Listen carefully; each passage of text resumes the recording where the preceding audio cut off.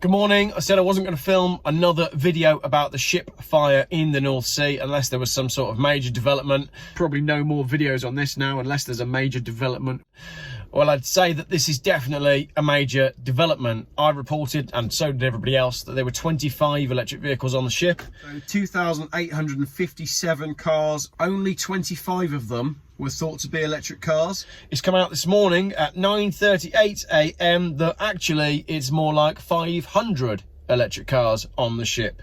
Tradewind's website, K-Line, reveals close to 500 electric vehicles on the fire-ravaged Fremantle Highway car carrier.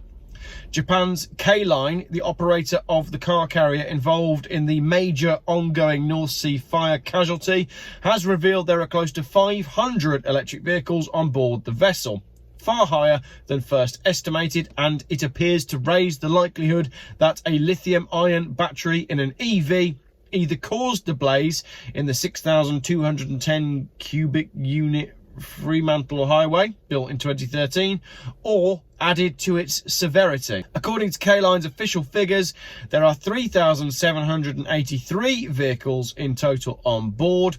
All of them are new. There's no second-hand vehicles. The consignment was loaded in Germany, heading to the Far East via the Suez Canal, including 498 EVs.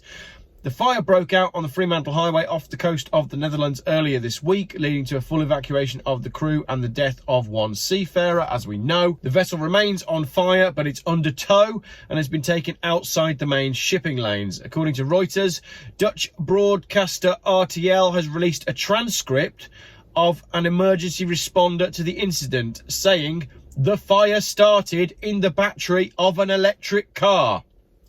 There's your proof. There's your smoking gun, which is a smoking EV, actually. I'm going to read that again. Transcript of an emergency responder to the incident saying the fire started in the battery of an electric car. Now, everybody that commented saying you don't know where the battery started, please go back and delete your comments. The Netherlands Coast Guard has insisted that the cause of the fire remains unknown. So that, okay, all right. The Netherlands Coast Guard is insisting that the cause of the fire remains unknown, but the transcript of an emergency... So who was the emergency responder? Was that the first person on the scene? Well, it's a ship. You can't really you can't get on the scene of a ship, can you? Was it the phone call that the crew made from the ship? Because if it was, then that's the crew saying that the fire started in the battery of an electric car. Also, you're not going to make that up, are you? If you're the first responder and a huge ship is on fire, you're going to run over there and you're going to go, there's a massive fire. You're not going to make it up. You're not just going to make it up. There's a massive fire. It must have started in the battery of an electric car. You'd have to know that for someone to say that. So for that to be in a transcript, it tells me that somebody knows. That came from someone that either saw it happen or knew that that had happened. I might be wrong. Tear me down in the comments. Go on, go for it. Allianz Commercial released a report this week highlighting the growing risk of fire, indicating that 64 ships have been lost to fires in the last 5 years. It pointed out that the rapid growth in seaborne transportation of lithium-ion batteries, independently or in EVs, is an increasing safety concern for shipping.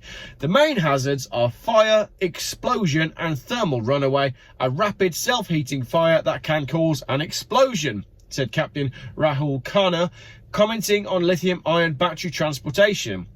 Lloyd's Register has been involved in reducing the risk of lithium-ion batteries through industry initiatives such as lash fire. Although it doesn't say much in the article about what that is. What is lash fire? You tell me in the comments. Rich McLaughlin, head of maritime engagement at